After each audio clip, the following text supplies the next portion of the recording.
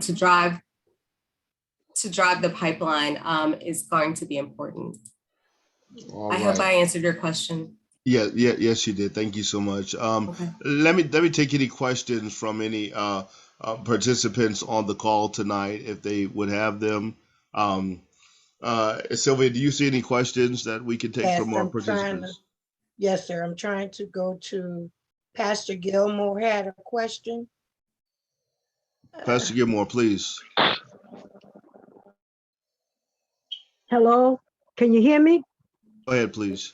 Yes. Oh, okay. Thank you so kindly.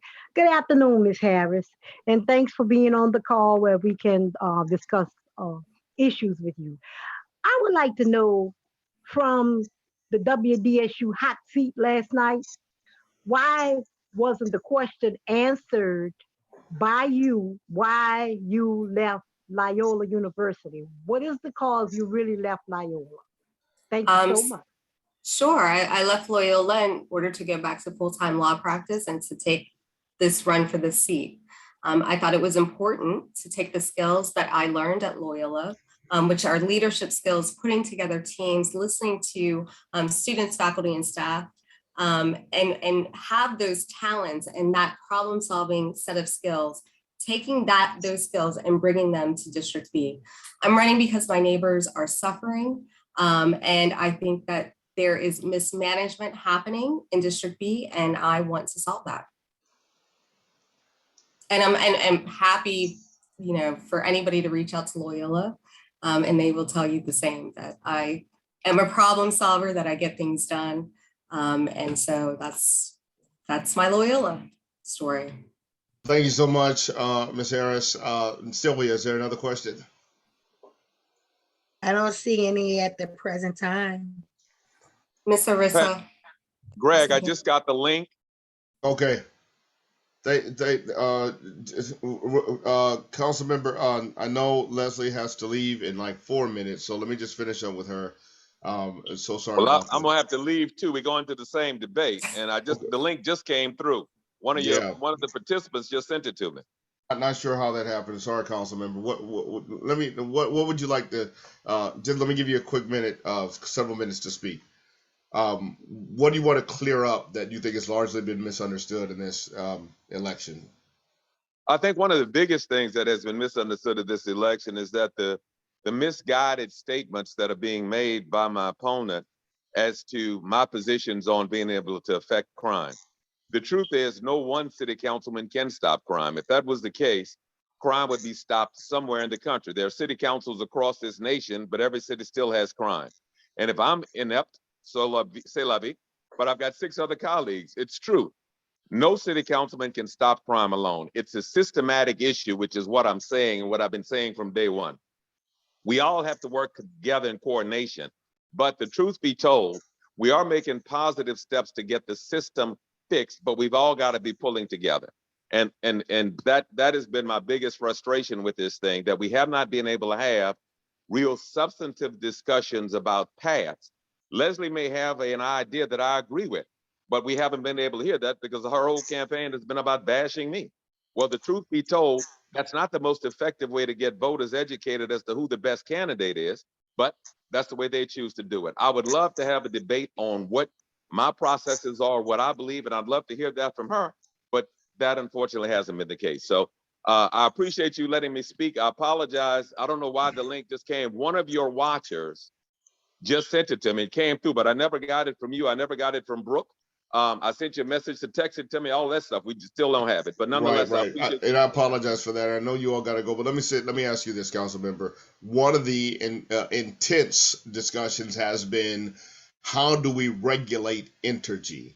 There are many of your constituents and many of the residents of New Orleans feel that it has been the exact opposite, where Entergy has regulated the council. How do we shift that narrative so that Entergy, so that the council is ramped up to a place where it is actually enforcing regulation of Entergy? Well, Rev, I'm going to tell you, we have been very ardent in our regulation of Entergy. Entergy has been fined repeatedly. They are being held accountable. Now, if people aren't satisfied with that, I understand that. I mean, there's frustration, and I expect that people will be frustrated until we get all of the problems fixed. But I can tell you that if you compare what New Orleans does and its regulatory authority with the Public Service Commission and with other regulatory authorities around the country, you will see a very stringent and ordered regulation position that we have taken. Again, I cannot, folks aren't happy, and I understand that, and we will continue to try to work to get them happy, but we will only get them happy by continuing to be very, very, very stringent in what we're doing in regulating Entergy. And for those of you, some opponents of yours, Councilmember Banks, they would point out that you may be hesitant to regulate Entergy because of some connections that you have had in working for Entergy at some points in your life. What would you say? What I would say, Rev, I worked for Entergy 15 years ago, and I think it's very disingenuous to sit down here and pretend that a job that I have would somehow still be influencing me. I worked for the city after I left Entergy. That was 15 years ago. But the people that want to throw bricks are going to throw them. Leslie has to make up scurrilous claims. I get that. She doesn't talk about the fact that she worked for a firm that represented them too. But at the end of the day, I never represented Entergy, Mr. Banks. Let's be clear. I never represented Entergy. Hold on, Jay. Hold on, Councilmember Banks. Let me hold on. You didn't mention her name. I wanted you to give Leslie a chance to respond because I know. Well, then let me rescind that. I only have a few minutes, and I want to get my point in. Right. Let me apologize, and I'll rescind that. The truth be told, my record is clear. Yes, I've had many jobs, and one of them was working for Entergy. That was 15 years ago, and I assure you, my integrity has never been compromised. That is just not something that is a part of me. In all of my public life, I've never been accused of doing anything negative or nefarious. That is 100% accurate, and no one can refute that. Okay, very good. Thank you, Councilmember. Closing remarks. I'm so sorry about this time crunch that we have. Leslie, please give your closing remarks and respond. Let me give you 90 seconds to do so. Sure. Listen, I never represented Entergy. Mr. Banks worked with the Legend Consulting up until the time that he ran for City Council. Legend Consulting was the people who advocated for the backstop plant in New Orleans East. What I will say is this: I just put a link to my website and my platform. So please check out everything, and there's substance there. And if you have any questions, you can email me directly at leslie@harris4nola.com. I'm asking for your vote. I think we need change in District B. We need change in the city, and I am a problem solver and change maker. Thank you very much. All right, thank you, Leslie. We appreciate you being here. Best of luck as you continue to look towards the runoff election on December the 11th. God bless you. Councilman Banks, closing remarks, 90 seconds. Well, thank you all for the opportunity. I apologize for the technical snafu that I couldn't get in here earlier. The truth is, I'm proud of my record. I am clear and transparent. I was born here in this city. Everything I've got is vested in this city, and I'm committed to making it as best as it could be. Now, my opponent can say whatever she'd like to say. The truth is, Legend Consulting didn't advocate for the power plant. Legend Consulting was an advisor. Now, the fact that she doesn't want it, that's okay. But the truth be told, there was no advocating. That what they did was they put out the positions of plus and minus. Truth be told, there's a lot of misinformation being circulated. I'm proud and can show what I have done and what I will continue to do. And there's a definite difference between my opponent and I. My opponent will promise you anything that she thinks you want to hear. She's like a 7th grader running for class president and promising recess all day, every day. The truth be told, that being in this business, being in this government business, requires hard decisions and specific processes and plans. I have that. I've demonstrated that. I've got a proven record of doing that, and I will continue to do that. You will never get from me just Pollyanna, tell you what you want to hear. Substance matters. These pies need to have a lot of filling more than they need to have meringue. My opponents, hers is all meringue. And I'm very proud of what I've done, and I will continue to do that. I ask you all to look at my record. I don't expect everybody to agree with me on everything, but no one can question the fact that what I do is in the best interest of the citizens of this city. Now, we may disagree on the path, but we have to agree that we all want to get to the same place. And that is what I will continue to work towards. So I would appreciate, number one, your prayers. And number two, if you can vote, please vote in District B. I am J.H. Banks, and my number is 40. So thank you all for your time.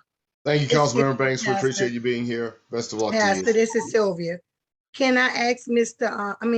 Harris or Mr. Banks, Are y'all going to the meeting on Palmetto? Because I feel some people may want to try to get to that meeting too, since they weren't able to ask their questions.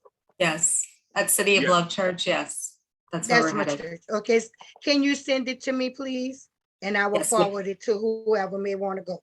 Thank you. Yes, ma'am. All right. Thank you. God bless y'all both. Thank you so much. Please Thank be you, safe Pastor. as you travel. All right. We're moving in and moving right along. Council member Cindy Wynn, are you here? Yes, I am. All right. We're so glad to see you. Thank you for Evening. coming tonight. Yes, And thank you for having me. you're welcome. We know we have you until 5:45. Is that correct? Close to 6. I have a 6 o'clock virtual neighborhood meeting. Oh, okay. So, Okay. yep. Okay. All right. Let's start. Council member, just open up with some opening remarks, if you would, please, to tell us a little bit about anything that you want to clear up that may have been misunderstood in this campaign season. You have 1 minute. Sure. Thank you very much, Rev. And good evening to all. Thank you so much for having me. And again, my name is Cindy Wynn. I serve as the council member for District E, where family always comes first. So as you guys all know, District E sat literally with no movement at all 4 years ago when I ran. I stepped up, the voters of District E elected me to take on this task. Since day one, I tackled issues that was really critical to the resident of District E, made promises to them that I deliver in 3.5 years. Now, as our work is completed, far from it. We face a very challenging 3.5 years with the unprecedented of the pandemic as well as Ida, but continue to stay very focused on the needs of the people, been very transparent, accessible, honest, and accountable to the resident of District E. And that's something that I will continue to do. You guys all know, many of you guys know me, I'm not your traditional politician. I'm a public servant. You know, I tell people the truth and work with them to come up with solution. And I've done that since day one and will continue to do that with your prayer and your vote and to get us victory on December the 11th. So I'll go ahead and pause there, Rev, and would love to take any questions from any members that are on the Zoom meeting. Very good. I'm going to ask you a couple of questions, Councilmember Wynn, and then we'll move to some questions from the participants, if that's all right with you. Let me ask this. So, if reelected, in that first 100 days of your reelection, what are some leaps or some policy shifts, some changes that you would like to implement within that first 100 days with being reinvigorated with a new term? What would you do? What outcomes can we see in that first 100 days? Yeah, the first 100 days, one of the things that I want to tackle, which I've already started, is to address the overgrown lots. I created the Good Neighbor Program. As you know, District E is slated with numerous number of overgrown lots and blighted property. We amended the Mode to Own program and created the Good Neighbor Program. Right now, that program has roughly about 100 homes, 100 lots, I'm sorry, in that program. You know, I want to tackle to really look at the policy and open it up for more lots to be eligible. And the program is really designed to create an opportunity for local residents to have ownership. I hear from my constituent that outside people will come in and buy up these property. So we created the Good Neighbor Program to make sure, and we're targeting local residents so that way they could have access to those lots. The second program that I've already started working on is the Stormwater Management Fee Program. This is a program designed to really help many of our commercial blighted property that property owner cannot afford to meet the stormwater management standard and the cost relating to it. I don't want to see District E flooded, but I definitely want to see a lot of these commercial blighted property back into commerce. And we got to work with our property owners. And the Stormwater Management Fee Program right now that I'm working on is really designed to where we can look at other areas in our district to where stormwater management can be implemented by local resident that owns those property, and they be able to sell those stormwater management credit to developers or to property owners that are looking, that they are unable or cannot afford to, but they have, they could buy those stormwater managed credit. So it does twofold. It keeps the area flood free. Second thing, it addresses commercial blighted property. So that way those property can be back into commerce. And then it really revitalized the area. So that's two programs that I want to look at. The second one is the ARPA money funds that is coming to the city of New Orleans. You know, I mentioned about blighted property, and a lot of these blighted property, the city does not own these property. The city basically has the municipality legal authority to adjudicate the property. But many of the properties in the lower nine and in some in the east are not, we're not really doing a good job of getting it back into commerce. I want to figure out how can we use the ARP money to help a lot of these blighted property that's been sitting, not since Katrina. We have some property that's been sitting for 30 years that hasn't been moving at all. How do we use the ARP money to really help put these property back into commerce, build more homes, because we all know that New Orleans is facing a shortage on housing, and then it put it back into commerce. Most importantly, what I love about it is that it restored the neighborhood, and then it also creates revenue for the city of New Orleans.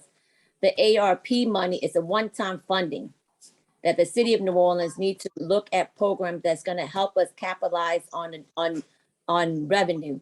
And I really believe that by using it to invest into our blighted property, overgrown lots, the people can benefit. The city of New Orleans can also benefit as well. Very good. Thank you, council member. Let me pause. I have several other questions, but I want to see if anyone of our participants have any questions. Sylvia, do you see any questions? And let me ask participants, if you have a question at this time, please use the reaction button or signify in some way that you have a question. You can even write it in the chat. I had one from Mr. Ben. Well, he wanted to know if Ms. Wing could speak on the Entergy's issue. One of the questions that relates to Entergy, council member, is that many of the New Orleans residents and your constituents feel that Entergy has that the council has failed to regulate Entergy, and in fact, Entergy has regulated the council, and feels the urgency that the regulation of Entergy be ramped up, go to a whole nother level, so that the citizens are treated fairly and justly by Entergy. What do you feel about that? Do you feel that the council needs to ramp up its regulation of Entergy? And if so, how would you ensure that this happens? You know, that's a very good question, Rev, and to Mr. Gordon for asking that. I don't agree with that. I know that, and I can speak for myself as a council member. Since I've been in office, I have taken action I was one of the vote that penalized Entergy for the astroturfing activity that they did. I was one of the council members that casted a vote to make sure that Entergy is using money to help residents during COVID-19 when people were not able to use their Entergy bill. I don't serve on the utility committee, but I know that I have supported the solar panel resiliency portfolio that we mandate that Entergy needs to do more of green infrastructure as well as solar panel. I've always been independent, and I know that when there's issues that come up, I immediately connect with my constituent to make sure that we hear from them, as well as to come up with a plan that is going to benefit our community.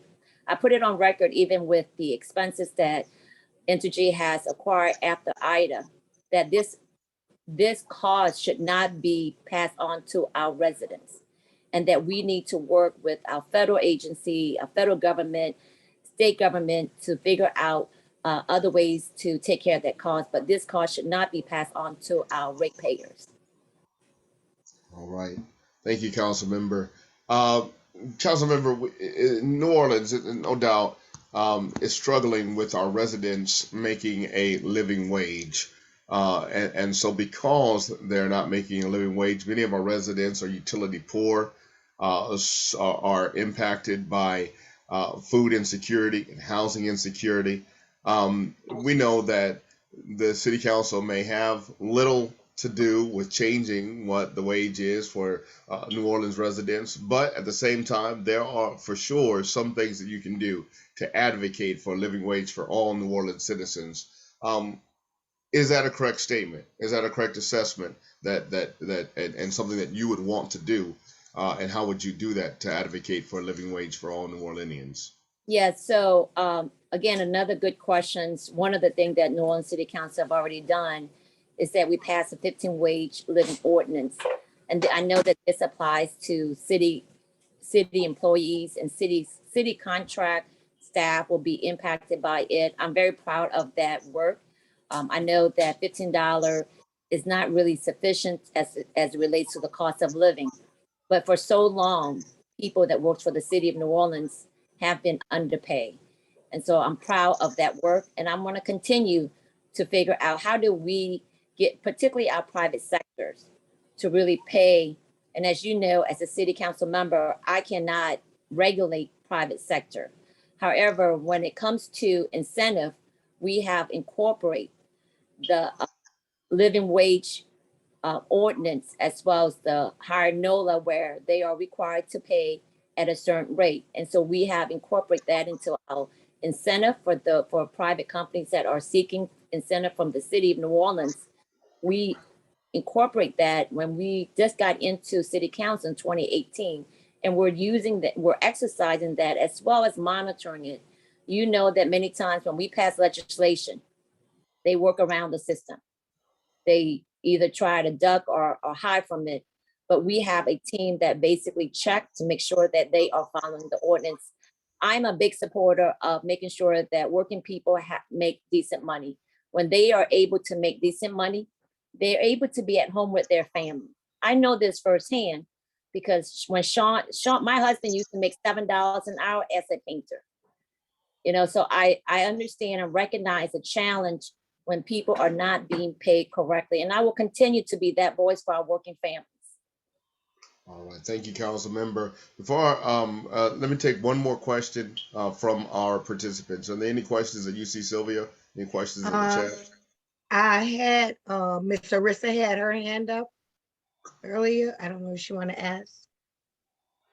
Okay, yeah, let me go ahead and also let me welcome Oliver Thomas. I see that he's on, and this question could be for both of you.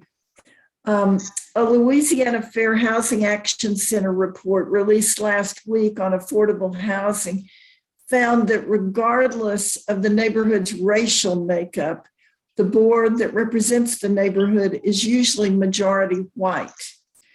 Do you think that needs changing? And if so, what specifically would you do to encourage that change? So I'm not sure if it's a board that as a council member that I have the authority to make change. But as I stated before, equity and fairness needs to be consistent throughout. And there's a lot of stuff that has been done in this city that has been unfair, injustice. And so I know for the past 3.5 years, we've been fixing a lot of the wrong and making sure that we make equity consistent throughout the city of New Orleans and throughout all the work that we do, from economic development to housing, to criminal justice, to education. And so I will continue to make sure that equity and fairness exists in all of our board.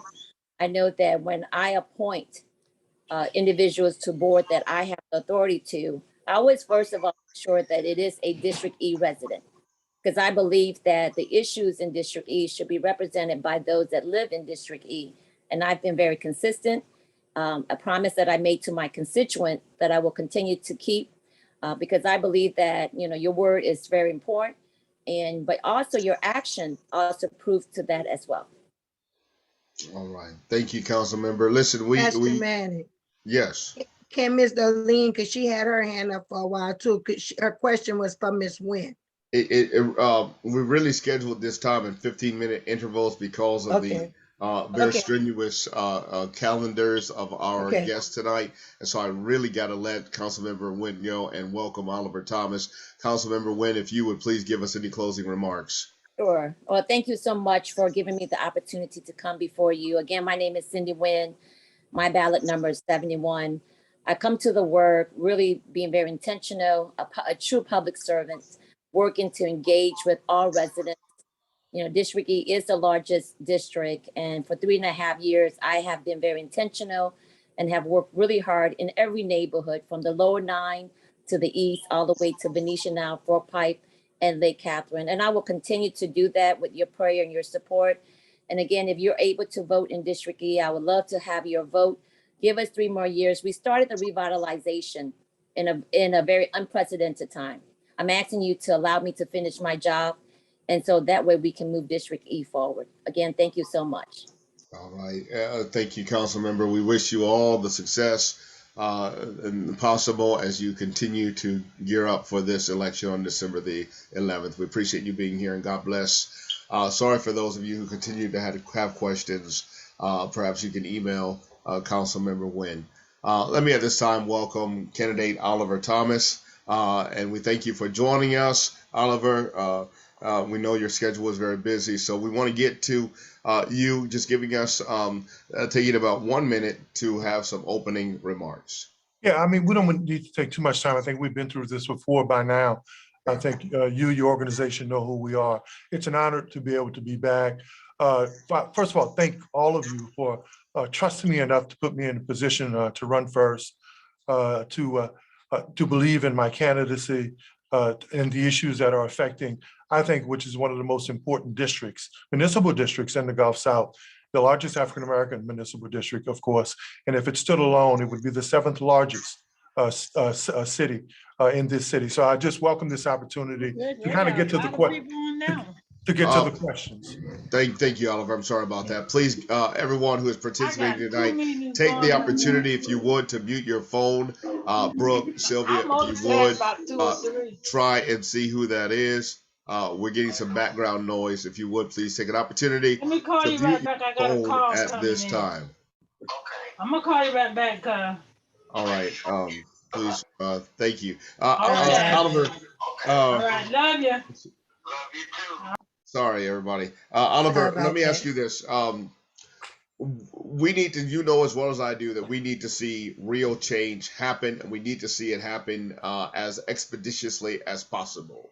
In your first 100 days, and I want to let you know that this meeting tonight is being recorded and can be disseminated to people. In your first 100 days, what positive impacts do you see that you can move along as outcomes after that first 100 days if you are placed into office?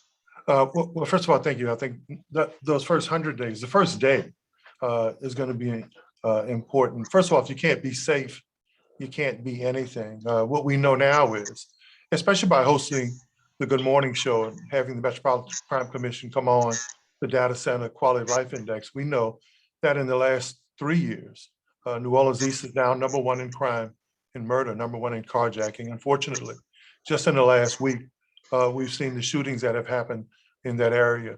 We know that the economic disparity, the gap has widened just in the last 3.5 years. We know from demographer Troy Blanchard and the LSU professors that we know in the last 3 years after population gain, we're starting to lose percentages of population. So in the first 100 years, make sure working with law enforcement.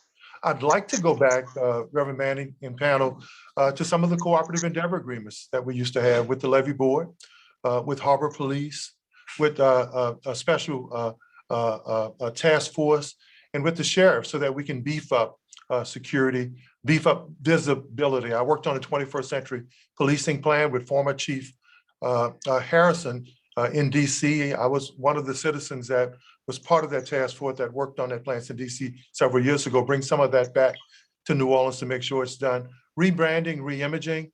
Let's get the lights on. As you drive up and down the service road and the interstate from the high rise, man, to Bullitt, we've seen shootings and a lot of wrecks happen in that corridor just in the last couple of weeks, where the lights have been out for the last several years. I'd like to work with DOTD in the city to make sure those lights are on. The trash and the dumping along the intersections, the interstate and the service roads, and hold the city and its budget accountable to that district in terms of what folk put in for retail taxes and ad valorem taxes.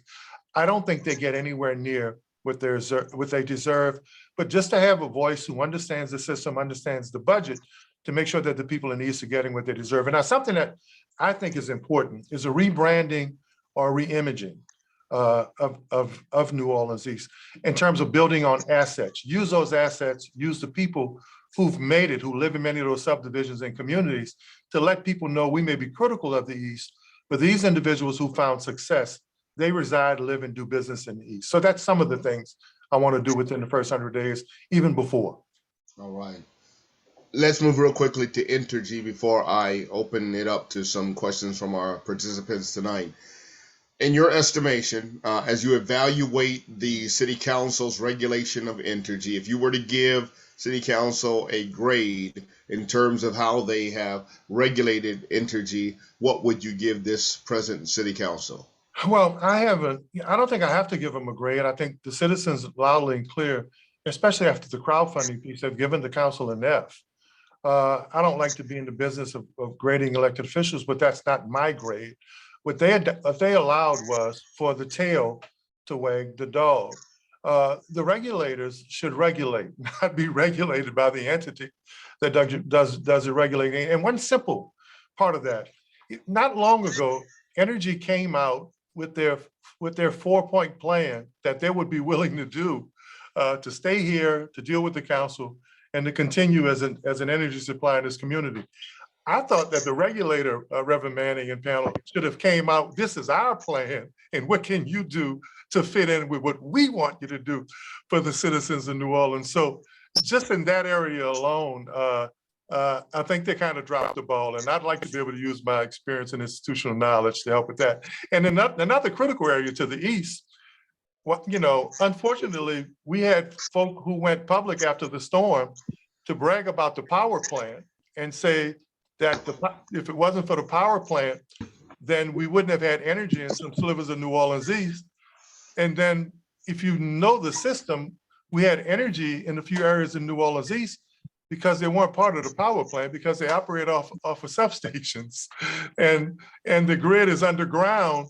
And so they were bragging about the lights being on, and then the article came out that said the power plant wasn't even working yet. So just, if you're going to regulate something, you may want to know the rules. You may want to understand the power of the regulator. And I heard you ask the question earlier in terms of mitigating costs. Now, with that franchise agreement, they're allowed, especially with this new power plant, they're allowed to sell power on the open market, and with their franchise agreement, earn at a certain level. Well, to me, it would have been easy for the city council to automatically say, if we're going to let you build this $270 million monstrosity, if we're going to let you earn at a certain level on the open market, then a percentage goes back to mitigate any cost, whether it's weather damage or system failure, to the residents. That's kind of like a clause that I would have added had I been part of that discussion. All right, thank you, Oliver. Let me see if there's any questions from our participants tonight. Yes. Sylvia. Yes, sir. Evangelist Norma Chapman is first, and then Ms. Darlene Jones. Good evening, everyone. Good evening, Mr. Thomas. How are you on today? It's Doing fine. truly Good evening. good to be here, to be a part of such interesting, informative session. My question to you, you hit it on the nail a few minutes ago. My concern is about not just the New Orleans East area, but this entire city is just too dark. They talk about the potholes and this and that. When you drive down the street at night, you don't know whether what you're running into, and it's really an issue that this city should have been brightened up ever since Katrina, to be honest with you. So I live in New Orleans East, and you are running in my district, and that's my biggest concern, because when we get out of our car, you have to drive with your bright lights on. Then when you get in front of your door, your lights are off. I mean, the street lights is not giving you no protection, but yet and still we're worried about the crime and the hijacking and stuff like that. So that's my biggest concern, Mr. Thomas. Well, there's an initiative that I've worked on with my campaign team called Light Up the East. And hopefully, God willing, we're successful. We just missed winning in the primary by a few points. We won most of the precincts in the district, 2/3 of them. God willing, if folk vote for number 72, we want to start a Light Up the East campaign where the DOTD is involved, the contractor who does the street lighting for the city, as well as the city. So that's an effort that I think has to happen especially given what we're seeing in dark spots throughout District E right now. Light up the East. Very much. Thank you. And that's my question for tonight. I didn't want to hold it anymore. I have another one, but I'll actually have a later date because I know I'll be on again. Thank you, Reverend Manning, and thank all the Justice and Beyond for your time. Thank you. Thank you, Sister Chapman. We appreciate that. Sylvia, is there another question? Yes, sir. That's Ms. Jones and also Raymond Sweet. Go ahead, Ms. Okay. Jones. All right. Good evening, everyone. Hope everyone is well. Nice to see you, Mr. Thomas. Okay, so my question is, I'm part of a group of people that you've probably heard of here in New Orleans, where you're running for the race, kind of threw a monkey wrench into what we were going to do, because I like Miss Wynn, and I think that she's done a pretty okay job. But then, you know, here you come along, and that kind of makes it tough. So my question is, where I think she's dropped the ball is on commerce and economic development in the East. I'd like to know what you think that you will do to make a bigger difference in that situation in New Orleans East, because the idea that there's no grocery stores, you know, maybe one pharmacy, is just, it's unconscionable in such a large area, except for lots of fast food that we don't need. So well, first of all, I hate to mess up your party or your plans, what you wanted, but consistently in tracking polls, 60+% of the district over the last year or so have been unhappy with the direction the district is going. And we just saw in the last election that 60% of the district voted against the incumbent. So that's not a good sign if you're incumbent, but it's okay, because people, you know, people like different things and expect different things. I was legislator of the year several years ago for my work, the Lower Garden District Renaissance Plan, the St. Charles Avenue overlay. And you, Ms. Jones, remember what the Lower Garden District used to look like with the Cramp Street ramp, soup kitchens. You remember the Lower St. Charles corridor. It was not Delmonico's and Houston's, but it was a lot of dive bars. And of course, you remember at one time, New Orleans East wasn't the murder capital, it was Central City. We started, you see, it's okay to be nice and to like folk, but we have a strong mayor, strong council form of government. The ability to be able to understand land use, zoning, appropriation, the council has subpoena power. The council is the fiscal agent for the city. The city council is really the think tank and the public policy arm of the city. And I just think that it's time that thought leadership and folk who understand how to use those different tools, actually, because, you know, to have a good team, you need strong positions and anchors on each part of the team, especially if you're trying to win a Super Bowl or win a championship. And I just think my experiences being legislator here with zoning and budget, creating economic development in those corridors, you see what they look like right now. Some folk remember the late Lonnie Hewitt and the pro bono plan he drew up for me when we started working on Old Drag Street, which is now O.C. Haley. Look at the development of that area now. And then lastly, in several other debates, folk are hearing other candidates now, other candidates and other races give me credit and say they want to use the same type of zoning tools that we use in the Lower Guard District, Ferret Street Magazine, to impact that. I'm not saying anyone can wave a magic hand, but if you understand public policy, zoning and land use, we can work with the community to, I think, begin to impact this area and how its zoning and overlay affects economic development and growth. I'd like to be able to do that. All right. Thank you, Mr. Thomas. Listen, we got time. We're gonna take one question and then give you closing remarks. Is that okay, sir? All right. Let me, Raymond Sweet, you have that final question for the participants, and then we'll take closing remarks from Oliver Thomas.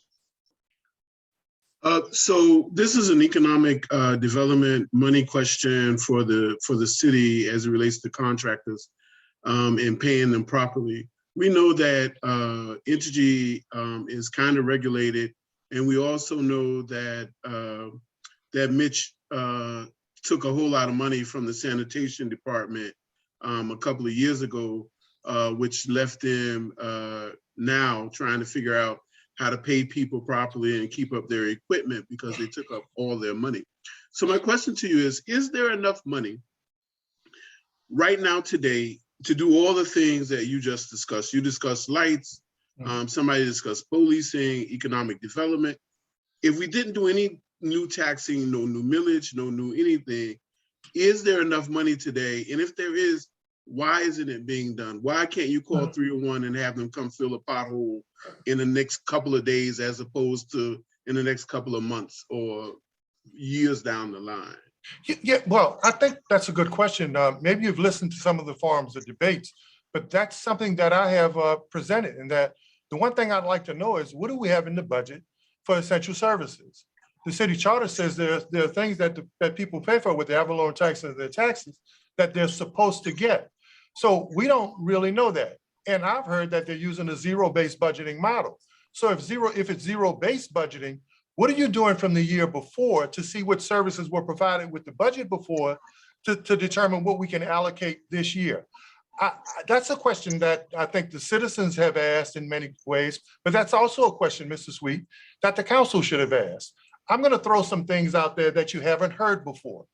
I would have asked Mayor Mitchell Landrieu, why is the city budget $200 million more with 150,000 fewer people? I would have asked, why did we pay a contract $11 million for a billing system without training the employees? I would have asked, currently, why is the police department budget continuing to go up with 437 fewer officers? Now, what is the baseline budget? I don't think anybody knows. But what I do know is it's gone up every year. I think it's about $1 billion with the capital budget. And no one on the council, look, there are some folk on this panel that have been around a while. They remember the days of the debates with Peggy and Jim and Dorothy. They remember when I was on the city council that held up Mark Morial's budget because we wanted to know what the bottom line was. Mr. Sweet, that's the job of the council. We should know that now. All right. Thank you for that excellent question, for that response. Absolutely, good question. Yes. Oliver, let me give you 90 seconds to give some closing remarks. Well, first of all, thank you. I wasn't trying to crash anybody's party when I took a chance with my name and my reputation and my family to enter into this race. I've consistently saying it's really not about me. I'm not running against anyone. It's really about us.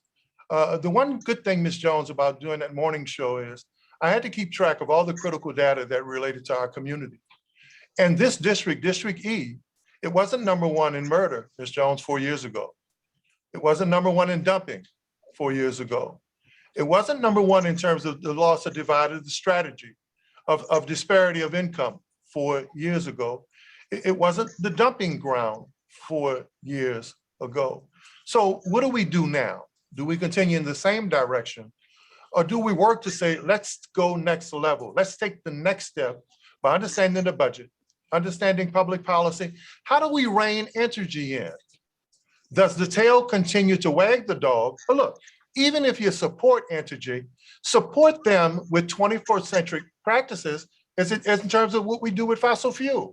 If the Biden administration has a zero fossil fuels by 2050, if we're regulating the company, they can be resistant all they want. That's the way the world is going. So let's make them be a better company. Let's begin to deal with sustainability. The Lower Ninth Ward, I think, offers a great model with the history of Bayou Bienvenue, living with the land back there, to being a sustainable community. $110 billion in wind with the Biden administration. Let's create policy around utilities so we can qualify for that. $55 billion for solar. I moderated Mitchell Landrieu's resiliency conference, and I facilitated a panel with the resiliency officers from around the country.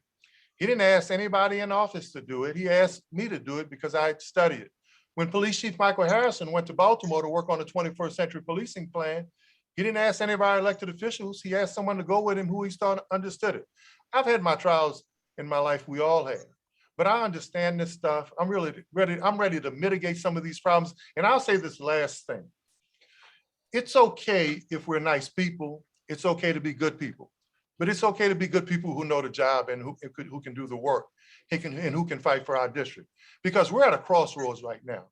As a historian, I know when a nation, a country, a state, or a city is faced with public safety and essential services, history says if you can't mitigate that, and if you can't stop that, that affects your civilization. We got some work to do, and it's next level work. I'm Oliver Thomas, number 72. I'm from the 9th Ward. New Orleans East is in the 9th Ward, and God doesn't make any mistakes. 7 + 2 is 9. I'm number 72. All right. Thank you, Oliver Thomas. We appreciate you being here tonight, brother. Best of luck to you as you continue to campaign as you approach December 11th. Thank you for being here tonight. Thank you. Great questions, too. Mr. Sweet asked a powerful question. We need to Yes, get he to the did. bottom of it. Yes. Yes. Thank you. Pastor sir. Manning, Yes. can we ask Mr. Thomas to please put his information in the chat to Ms. Brooke or something? I need to go further with him. Yes, please, Oliver, if you would give us all your contact information so we can get a hold of you. Thank you, sir. Let's move on. We are behind time, but we have Sheriff Gusman should be on the line by now. Do we have you, Sheriff? I'm here. All right. Good evening, sir. Thank you for being here tonight. Sorry, apologies for being a little bit behind schedule. Do we have you until 6:30? Yes, sir. All right. We greatly appreciate it. Just so everyone knows, Sheriff Gusman's runoff opponent was duly invited to this forum, but also declined to attend with us tonight at Justice and Beyond. So please know that Susan Hudson was invited, but did decline. And so as we're here tonight, we're very glad to have Sheriff Gusman here that is willing to answer what may at times seem like very difficult questions, but yet at the same time very necessary. So again, thank you, Sheriff, for taking up your time to be here with us tonight. I want to give you an opportunity to take about 90 seconds to give us some opening remarks and anything that you really want to just take an opportunity to clear up that has maybe been misunderstood or misconveyed during this election season. Well, thanks, Pastor Manning, and thanks, Justice and Beyond. Oh, there's a whole lot that I could clear up. I'll start off just by reminding everybody about me. You know, I was born and raised here, raised by parents who instilled in me strong work ethic, the value of education. And I went away to school, but I came back. I'm a licensed attorney in the state of Louisiana. I have 2 children who live here, and I have 6 grandchildren who live here. I believe that we all make mistakes, and I believe that we can help those who make mistakes become better. When I was elected, we had a mess back here. I was looking at some pictures today and saw how what we had were just, cages, rows where you would walk down and cells on either side. I've invited many of you to come to and see personally the facility and see that we've totally changed it. We have a decent place for people to work and a decent place for people to be incarcerated. The sheriff's office was historically unfunded. We relied on state inmates to basically pay the bills. Katrina had some silver linings, and Katrina allowed us to demolish every single last one of those buildings that we had, and to not have our reliance on state inmates. We're a pretrial facility, and we have doubled employee pay. We've increased training. We've instituted programs like the Day Reporting Center, where we help people that are on probation and parole not come back to jail. Reentry programs where we had family nights, and now we partner with the Plaquemines Parish Sheriff's Office. Things like the transitional work program that we have, where we hire individuals before they're released so they can have a job and keep a job after they're released. And I hire transitional workers, and I have more than a half a dozen of them still working for me. And I thank the 16 employers who work with us for giving them not just a second chance or a third chance, but another chance. We have a school here, the Travis Hill School. When I was elected, it was a GED program. We still have a HiSET program for the older people, but the GED program, you know, we could do better. And now with the school, we've issued diplomas. We have partnerships with a whole number of entities, the Metropolitan Human Services District, Goodwill, Alcoholics Anonymous, and Narcotic Anonymous. UNO is teaching a entrepreneurship program, critical thinking. And you might wonder, why do we want to teach entrepreneurship to people that are in jail? But critical thinking is important for whatever you do. Understanding how to start, maintain, and grow a business is important to people that are trying to rebuild their lives. So we were really excited to have them here. The Delgado Community College, our case managers, and I know this whole thing. You asked me about what's been misunderstood. One thing that's been misunderstood, and I won't go too deep into it because I know we'll have a question on it, is the whole issue of mental health. We have to help the people with mental illness. And I'm not talking about the people that are walking around out here. I'm talking about people that have committed serious crimes that get arrested and they bring them to the Orleans Justice Center. We should give them, you know, the best possible help that they can. Most of them come back out, just like most of the people that get arrested come back out. Not a jail expansion. I have no interest in expanding the jail. I just want to make sure all of the necessary parts are there so that we can do our job as law enforcement professionals. So I don't know, tracks. I don't know if that was more than 90 seconds or not, but I have a whole lot more I could talk about. I'm sure. So thank you so much. You know, this race is one of the more controversial races right now. That is the sheriff's race. And you touched on this, and I want to give an opportunity to expound upon this. Right before I signed on to this Zoom call tonight, I got a message that was for your opponent and against you, that touted the fact that the sheriff wants to build a $51 million expansion, as it was termed, or even called it a new jail, I think, to house mentally ill residents of New Orleans. Let's start off with that, a $51 million new jail. Is there error in that statement? Oh, there's a lot of errors in that statement. First of all, it's really a clinic. Second of all, you know, people use buzzwords, you know, and there's a buzzword right there, 51 million. You know, look, this isn't about 51 million. This is we have evolved, you know, as a community, as a society. You can remember, you know, reading stories about how we would lock them up, throw away the key. And the main thing that you had to do was just make sure nobody got out. You didn't care about what happened to them once they were in there. You know, they'd have people in straitjackets. That's not what we do in the 21st century. That's not how we judge a community. How we judge a community is how we treat people. And, you know, this project is fully funded by FEMA. And let me clear up another thing. I don't have the money. There was an agreement signed by the city, New Orleans, and the sheriff's office. We gave the money and the right for the FEMA reimbursement to the city. This is the city's responsibility to build this under the law and under that agreement.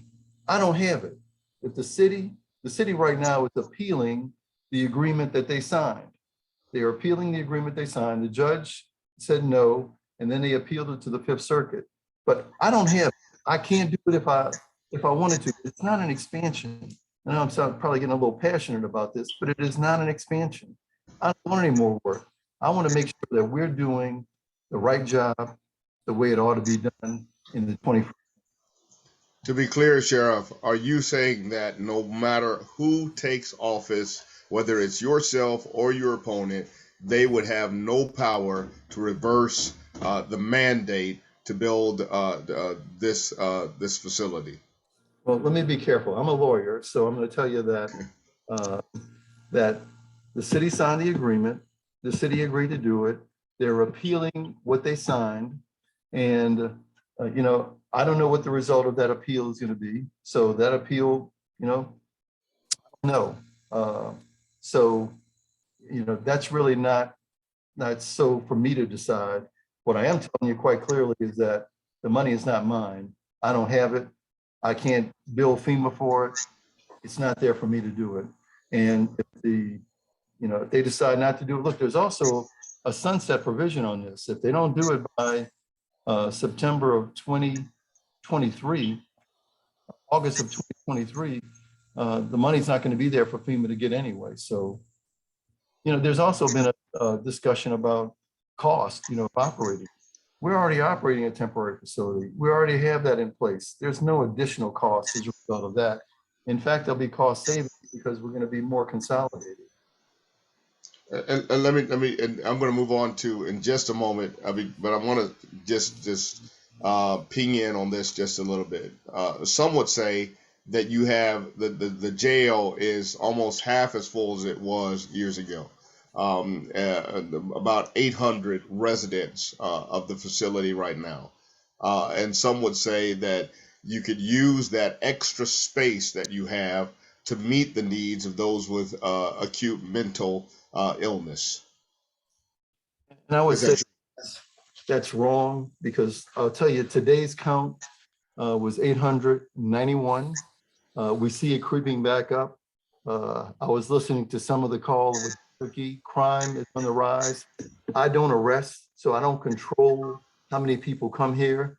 I can also tell you that we've had some challenges over the last year and a half. Even though we let people out, just let some people out because of the COVID, we've had to make some adjustments here because of the COVID.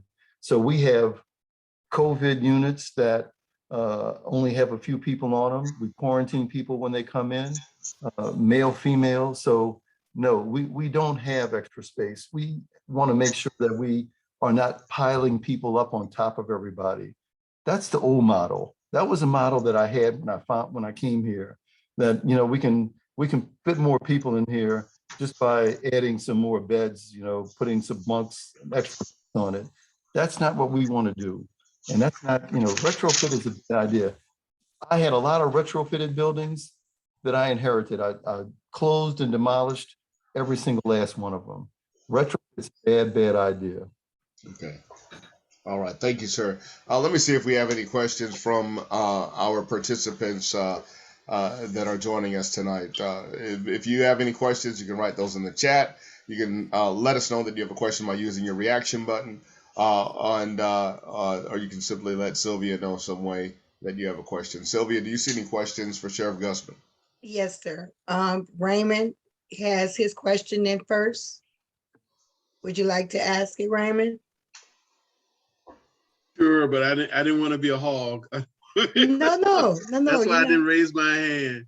Your questions are so good, Raymond. Go ahead. It's been said that people are not released until after midnight to get additional money for an occupied bed.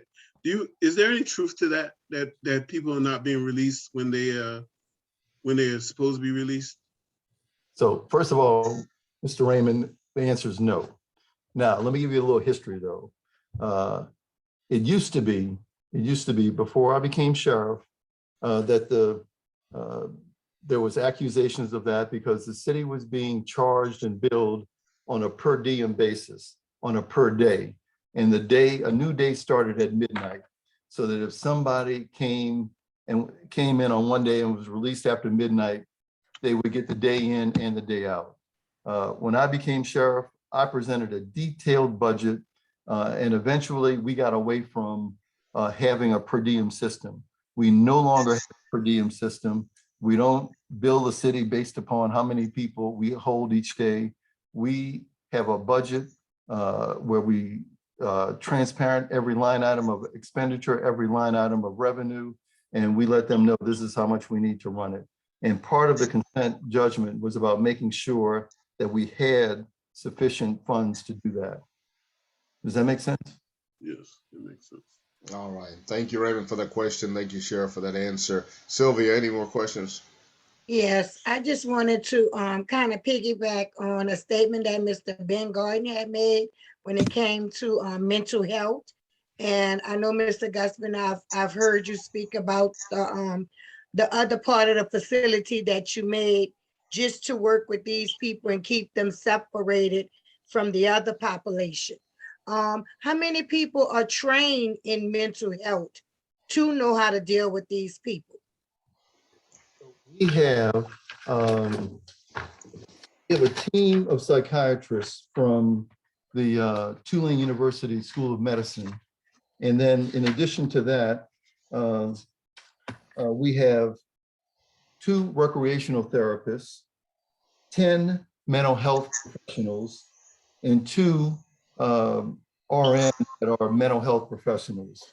And to go along with that, we have a mental health director, a mental health coordinator. All of those people are working together in the facility.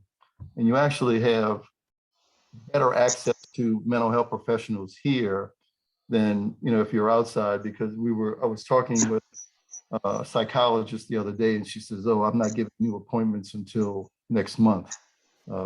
Here, you could see somebody the same day. All right, thank you, Sheriff. Sylvia, you see any questions right now? No, I don't All see right, any. let me ask you this, Sheriff. It's been proven that the more access that your residents have to their family members, and including access in person and access by way of telephone call, would create more mental stability and allow them, once released, to have a more productive re-entry into normal life. And so there are advocates who would say that telephone calls from the jail should be free. Let me ask you 2 questions. Right now, how much does it cost for a resident of the jail to make a phone call? And does this need to be changed so that they could possibly be free? Okay, so good question. And let me first start off by saying that I agree with you totally, 100%. We have a video visitation center, clean, well-lit, right here in the parking lot. And we have video visitation modules on every housing unit. That's free of charge. There's no charge to that whatsoever. We also provide free phone calls for various reasons, various occasions on the holidays, as well as part of our incentives to encourage our residents here to get vaccinated was we gave a free 15-minute phone call. We vaccinated now 942 of our residents here. In addition to that, you asked about the cost.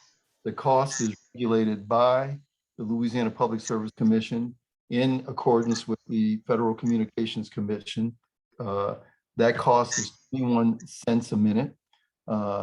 It is, we have a limited number of phones on each housing unit, and there's a cost and an infrastructure that goes with it, because we track phone calls, not those that are to attorneys, but we track phone calls. And the primary reason we do that is to prevent contraband from coming in and other problems from starting, as well as to make sure that people don't continue to do their activities that they did on the outside once they're inside.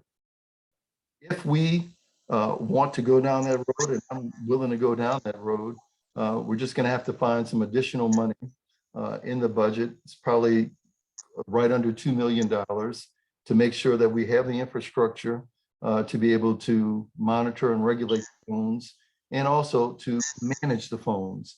Because if you have a limited number of phones and you have more people than phones, then we have to manage that. That means, you have to have more staff on duty to let so-and-so, let that person come in and use it, and while the other person doesn't, and they don't start fights over the phone. I'm willing to do that. It's something that came up during the campaign. It's actually come up before the campaign. That's why the rate has been lowering and going down, but I'm willing to do it. All right. Thank you for that, sir. I'm going to ask one more question. I'm going to see if there's any more questions from our participants after that. Let me first ask this, because I want to be about truth, and I want to make sure that things that are said are that you have an opportunity to clear those things up. I received a phone call I believe after a forum that we held previously with you, and someone was talking about lawsuits that have come up during your tenure as sheriff that had to do with sexual harassment as well as a culture of misogyny within the sheriff's the department there. What do you have to say about these lawsuits, Sheriff? And do you want? Is there anything you want to clear up regarding them? First of all, let me be absolutely clear that I have a zero tolerance for sexual harassment in the workplace, outside of the workplace, period. Zero tolerance. Look, we've had lawsuits filed. We have a process policy. As soon as some allegation like that is brought up, we immediately separate the people. I personally, professionally, responsibly, as the sheriff, have never, ever been held liable. Because, you know, they always put your name in the lawsuit. I've always been held not liable at all. To my knowledge, we've only had one case where we agreed to resolve it. When we agreed to resolve it, it was, you know, just one of those kind of things. Let's not just go any further with it. Look, I have over 800 employees here. There's bound to have things like that happen and allegations like that going on. I do not support a culture of misogyny. And as a matter of fact, we have brought in private attorneys, counselors to do trainings. So we've done several trainings with our staff to drive home the policy that we don't tolerate it. You know, working in close quarters like this, you know, we know it can happen. And that's exactly why we brought that training in. That's why we're very zero tolerant on it. You know, I don't play with that. It's not something that I would ever tolerate or condone. All right. Thank you, Sheriff. Sylvia, do you see some more questions? Yes, sir. Mr. Webb had his hand up for a few minutes. Mr. Brown? Yes, thank you. Greetings, Sheriff. Yes, sir. It seems to me that we're in a time in human history where many across the political spectrum are reimagining and thinking creatively about how we deal with the issue of criminal justice, incarceration, policing. And I just wonder, when I listen to you respond to some of the detailed questions, if you ever have space to think about and imagine larger systemic changes, maybe you have some visions for how you would like to see criminal justice or safety and policing issues and incarceration handled that do not currently exist, but if you had your druthers, you would work to achieve. Look, I think all of the time. One of the things that I do, and I'm not just an aimless thinker, but one of the things that I do, Mr. Webb, is that everywhere I go to see the jail. And that's one of the reasons why, you know, I feel strongly about this mental health clinic in Dallas County. You know, I went to that facility and saw that. And in Dallas County, they have all clear fronts. They don't have iron bars. They're able to talk to people who have mental illness without having to put them in restraints, without having to put them in shackles, where mental health professionals can really help somebody do something. You know, look, we're only the second direct supervision facility in the state of Louisiana. All of the rest of them still use intermittent linear supervision or podular remote supervision. We're on the cutting edge on that. Direct supervision is what's being implemented in new facilities around the country, where the deputy is inside of the housing facility and part of the housing unit, where they're not separated. So look, I'm always open to new ideas, just like I'm open to, you know, how we can connect people better. You know, one of the things I'm just thinking about in response to Esther Manning's question is that the special needs facility is going to have a visitation center where families can come and visit, where we have, an area for young people, to be occupied while the family visits. That's not something that we had here. What we have here is basically just a little booth where you can go in. We need to have family areas. When I visited other facilities, that's what they have. It's more like a lounge and a recreation center. Yeah, we need to reimagine. We need to keep thinking about how we're going to be better, because if we stay the way we were, we're not going to go anywhere as a community or as a city or a society.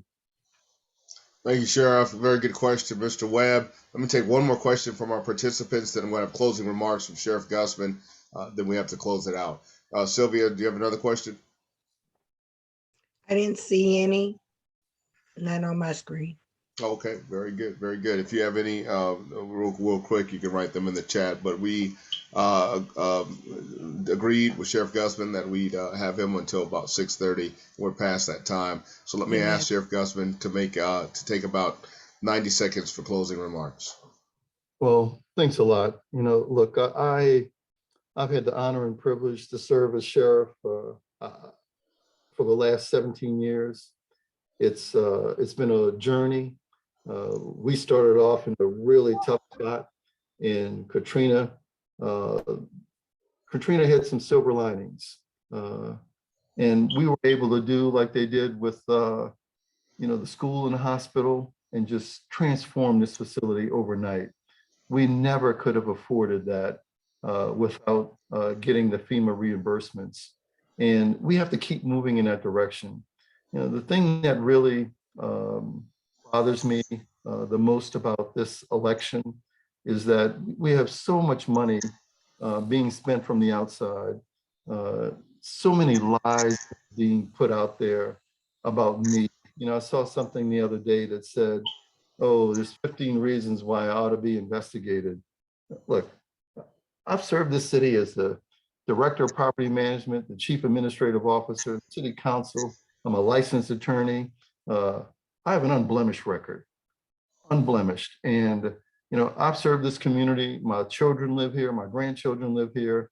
And, to be accused of lies and unethical conduct and all of that, that's just not me. And, but people can throw lies out there with impunity.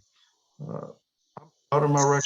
I'm proud of what I've done. I'm proud of how we've changed this system from being a, really a disgusting place to now it's you've been through it, Pastor Manning, so you know that we have a school here. We have a place where I think people feel good about coming to work.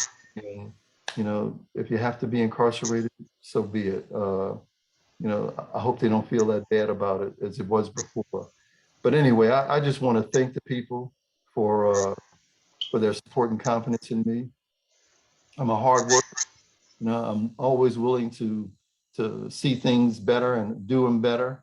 Not looking to expand anything. Just want to make sure we have the ability to do the right way. So thank you, and thank you for your support. Sheriff Gusman, we appreciate you being here tonight and for taking the time to be with us. This is our third forum in this night. We had both Leslie Harris and Councilmember Jay Banks who showed up. We had both Oliver Thomas and Councilmember Cindy Wynn show up, and you have taken the time to show up by yourself to speak, and we greatly appreciate that you took the time to answer some very difficult questions and to put the truth out. And so thank you, sir. We appreciate it, and we wish you the best of success as you continue to campaign. Looking forward to December the 11th. And always, whatever the result is, we know that you will continue to be a productive part of this community to work for the betterment of New Orleans. So thank you, sir. Thank we you. appreciate you being here. Thank you. Thank you. Number 4. All right. Thank you, sir. Listen, everybody, we're going to have to leave it there. We try to end by 6:30, and so we're past that time. We're going to go ahead and take any announcements that anybody might have, any events that we need to be aware of that are happening. Does anyone have any announcements at this time? Yes, I have an announcement. Hold on for me, Raymond. Someone please, we're getting a lot of distracting feedback. from Definitely. someone's phone that has not been muted. Please mute your phone. It's muted. That All was right, Miss go ahead, Bennett. Raymond. Yeah, I have an announcement. I just want to say that I felt attacked earlier by one of the council members. Justice and Beyond has been here for a very, very long time. And if you haven't figured out how to get onto a Justice and Beyond Zoom meeting after 2 years, then it's nobody's fault. They should all be tied in the first place. So I'm gonna leave that there, but I really did feel attacked earlier. And I wanna say thank you at the same time that I make that comment for the work that you all do. I know it's not easy. I've been there, I've done it. I know the work is not easy. I know dealing with different personalities, including mine, which is amazing, of course, is not easy. But I just want to throw that out there that I felt personally attacked. And I want to say thank you for the work that you guys are doing and continue to do and have done throughout the years. And if anybody doesn't know what Justice and Beyond is on Monday nights, that's a personal problem. Thank you, Raymond. Definitely appreciate you. Appreciate you being a part of Justice Beyond. You being consistent all the time. So thank you, sir, for being here. And sorry about that. That's a conundrum to me too. I don't know what happened there. But let's see here. Any other announcements? All right, I got a message earlier today that the city of New Orleans is assisting in paying utility bills at 1310 Poydras Street at the Amico building from 10 to 4. They were doing it from 10 to 4 today, and then again on 10 to 4 on tomorrow. That's 1310 Poydras on the I believe it was I want to say the 5th floor. And I'm not sure what that's all about. I got very little information, but they said that they are paying utility bills on the spot.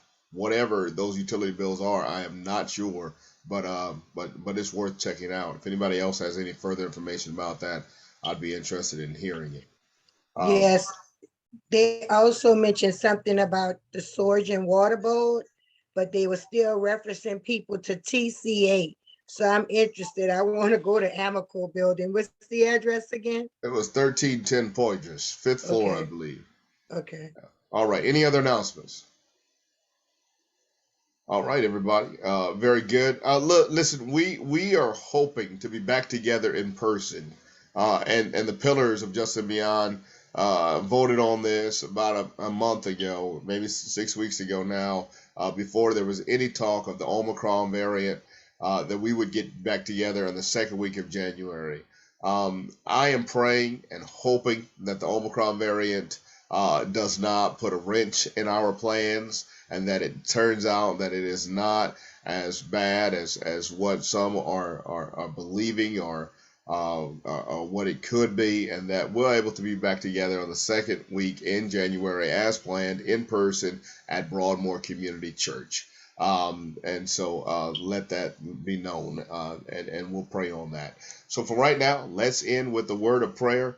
And I'll go ahead and end us for tonight, everyone. Every head bowed, every eye closed. Let's go to God in prayer. Lord God, we need change in our city. We need radical change. We need those who hold the seats that are not beholding to making a profit, that are not beholding to those that simply want to be about selfish gain and want to be about holding a seat so they can have celebrity status. God, we ask that supernatural power would be found within this election, so that just leaders, those who want to eliminate systemic racism, those who want to eliminate the disparities that are so evident in the city, would take their rightful place on the dais, oh God, and in the sheriff's office, oh God. God, we ask now that you would increase our call, our mandate within this city to take our responsibility up and to go out and vote.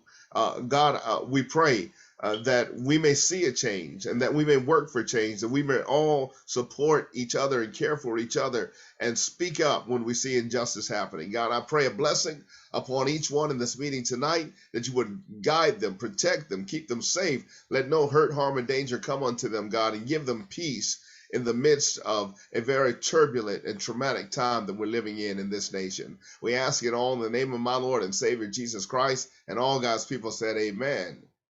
Amen. Good All night, right, everybody. Good night. everybody. We'll see you. God bless you. Thank you for joining us. Love you all. Stay safe. Thank you, Raymond. 1340. 1340, Pastor.